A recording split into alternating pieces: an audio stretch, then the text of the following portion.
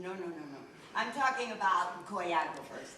Helicopters and falling chandeliers are great, but not as great as the human body. And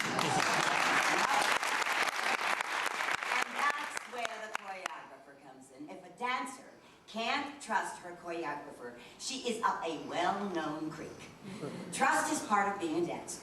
Trust that your partner will catch you.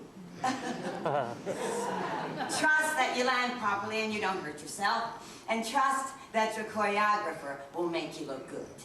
When the music begins, the choreographer is king.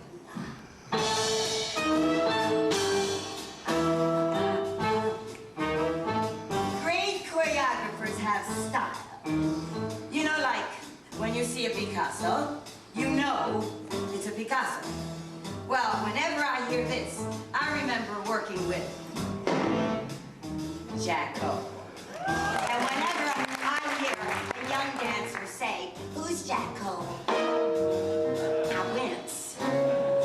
Jack Cole created a form of jazz dancing no one had ever seen before.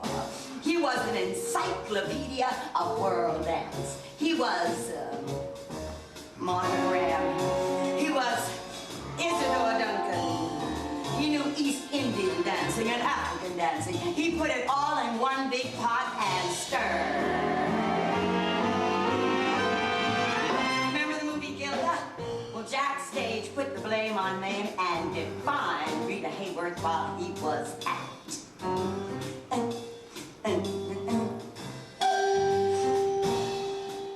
Marilyn Monroe wouldn't do a movie musical without him. He made women more female than anyone else. He was scary. Scarier than Jerry Robbins, and that's saying a lot. He danced like a warrior. He clapped the time out for his dancers like this. There he is.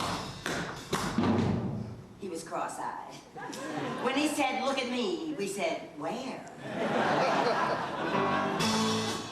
Gwen Burton was his assistant before she came to Broadway.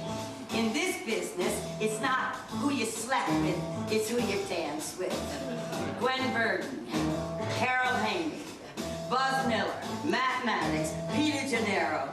We all danced for Jack, and he made us look great. Nobody's feet were faster than Peter Gennaro's, except maybe mine when I danced with him. People said we had two of the greatest buns in show business. Peter learned how to dance from the black help at his family's restaurant in New Orleans. His favorite expression was, "You got the gig and you can jig." "Man, that girl can jig," was his highest compliment. Peter never used counts. Counts were sacred to most dancers. You know, like the chorus line, 5, 6, 7, 8. Peter didn't do that. Neither did I. When I do a show, I like to do it like this. I'm shaking it.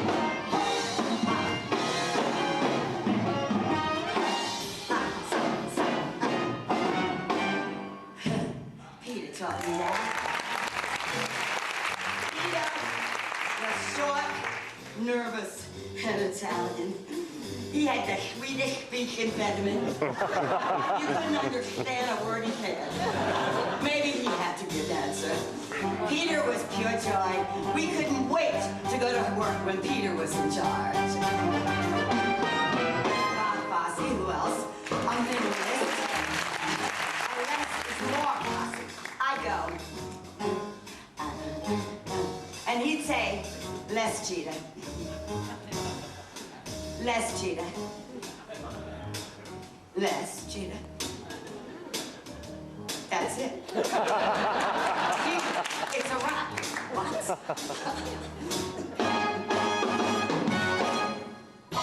Bobby's is probably the most easily recognizable style. A flick of the wrist. A tilt of the pelvis. A gesture with the brim of a hat. Pure Fosse. Fosse move is small and tight. Very, very precise. looking at the human body through a microscope. The Fosse style was very much like Fosse the man. He was short, kind of turned in. He didn't look at all like a dancer. And his teachers were the vaudeville houses he hung out in as a kid. And his favorite idol was Bill Bojangles Robinson. Bobby created a unique style.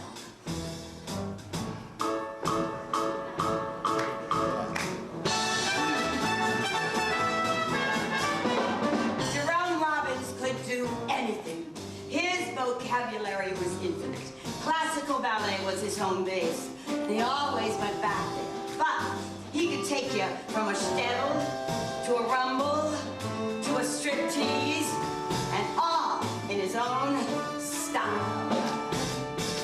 Jerry put feeling into dance. He mixed jazz and ballet and created drama. His work was never just about steps. It was always about something.